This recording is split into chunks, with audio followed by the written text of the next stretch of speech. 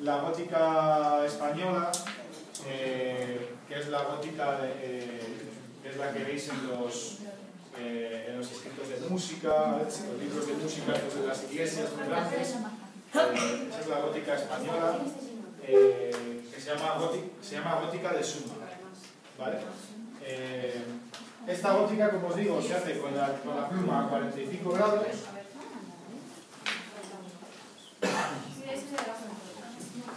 Vale.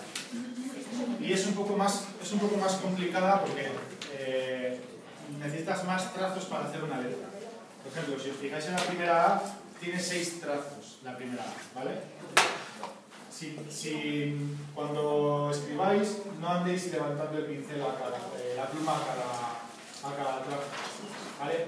Lo podéis hacer primero si queréis a lápiz para haceros un poco la idea de cómo es la secuencia, ¿vale?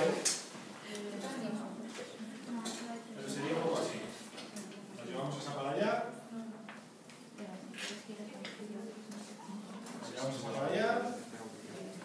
Y esa hacia allá, ¿vale? Esta es como más, esta se pone aquí. Hay veces que se hace directamente así. Y luego de aquí sacas ese rabo.